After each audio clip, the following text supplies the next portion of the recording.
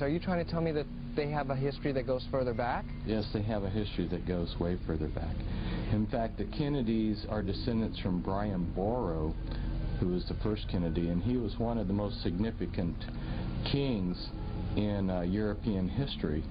So you see that they're tied back to royalty. In fact, John F. Kennedy's sister married into British royalty. So these are just not commoners that grew up in a log cabin.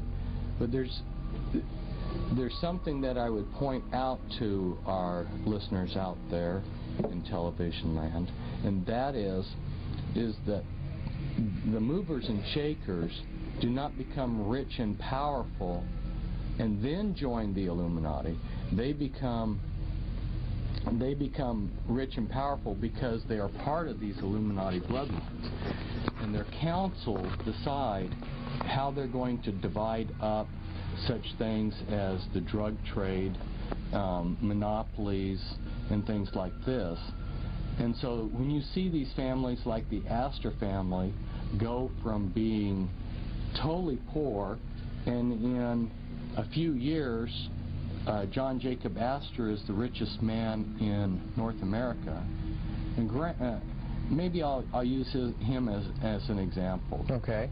Since I got started talking on him. John Jacob Astor came from Germany, from a small town, Waldorf. His background was being a butcher. He couldn't hardly speak any English. His English was broken. And he was the type of person that if you were sitting beside him eating, he might grab your shirt and wipe his dirty face on it while he was eating the meal. He was gross, he was crude. He was not somebody that you would enjoy being around. Yet this man who could barely speak English and who is an exceptionally obnoxious person, within a few years became the most richest man in America. Now, how did that happen? There had been fur trade for hundreds of years, but all of a sudden he comes to America and monopolizes the entire fur trade, basically, on North America. Now, how did he gain control? It's because somebody in the Illuminati councils had decided the Astor bloodline, which is a bloodline that goes back to antiquity, the name is a derivative of Astarte. They had decided that the Astor family, you know, would be given that privilege. Why did Bill Clinton become president? Somebody made the decision many years ago. You can look back at the things Bill popped off and said as he was a kid. He said, "I'm going to be president." Okay, Fritz. Well, we talked a little bit about the Kennedys, and I noticed that another Illuminati family that you mentioned in your bloodline book is the Onassis family. Now, as far back as I can remember, just out of recent memory, the only Onassis I could ever think of was Aristotle Onassis. And really the only reason I bring him up is because we talked about the Kennedys, and they seem to be linked a little bit. Could you briefly describe how the Onassis fit into this picture? Onassis was, again, someone like John Jacob Astor. His family lived, Aristotle's father Socrates lived in Turkey, and at the end of World War I, the Turks committed genocide against the Greeks, and the Americans had a warship off of the coast, and very strange thing happened. I mean, you have millions of Greeks being killed, but for some reason this American warship sends a party of Marines ashore, and the one person they rescue is some obscure boy named Onassis. And the reason they give is because he had sold a bottle of liquor to the captain of the ship, and the captain of the ship had taken a liking to him. Well, that's a nice story. So then Onassis comes to South America. He lands in South America penniless, in Argentina. But supposedly by washing dishes, within a few years, he's a multimillionaire, one of the richest people in the world. From being a dishwasher? Yeah. Some jobs like being a dishwasher. You know, you can see this kind of stuff in Back to the Future with Biff, you know. Yeah. And this is what we're talking about. So what I'm getting at is he became rich because he was in one of these bloodlines. How extensive is that bloodline? Who else is part of that bloodline? I don't know the full extent of that bloodline. I know that in working with people that were in that I brought out of the Illuminati, most of the people of these bloodlines do not have surnames that match the bloodline that they belong to.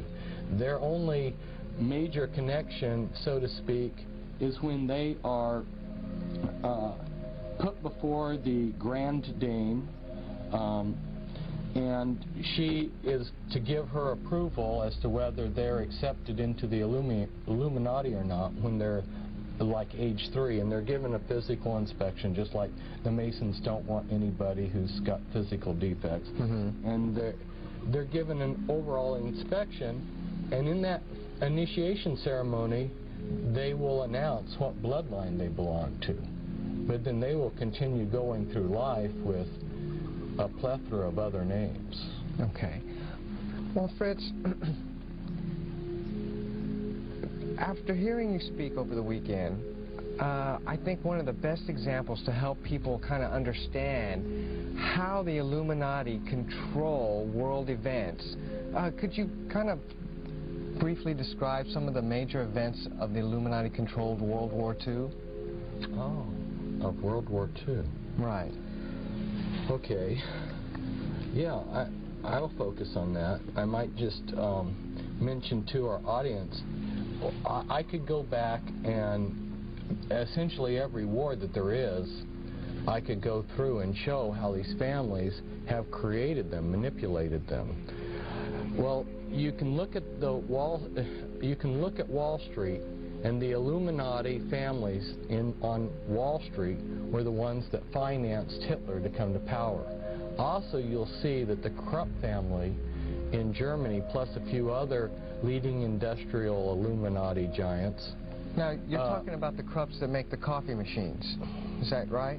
Yeah, I'm talking about the Krupps that make a lot more than coffee machines.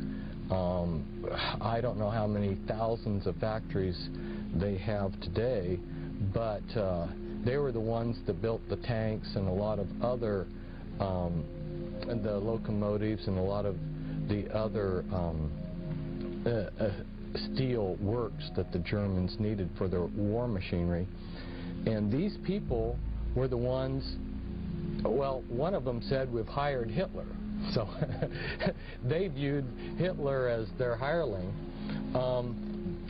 So American and German and British Illuminati financiers brought Hitler to power. So you had that aspect happening.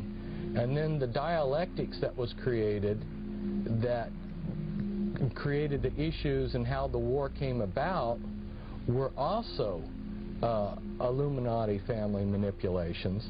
And then the United States' entry into the war.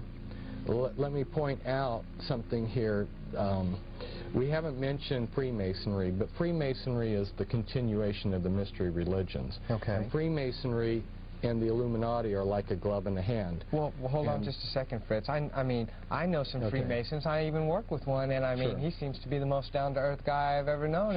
And as a matter of fact, if I even get to talking to politics too much about him, I feel kind of sort of that I even know a little bit more what's going on than him. How is he controlling the world? Oh, he's just a member of a lodge system. We're talking, the lodge system needs a lot of good men at the base to support its structure. And 2/3 of the Freemasons don't go beyond the 3rd degree. They're that financial base supporting this pyramid structure. But at the top, we have these people. For instance, the Sinclair family, which is part of the 13th Illuminati family, they were given, if you'll look in Masonic encyclopedia, you'll see that they're listed as having been given headship over the Freemasons, and that was something that was to be passed from generation to generation. So you'll see that these bloodlines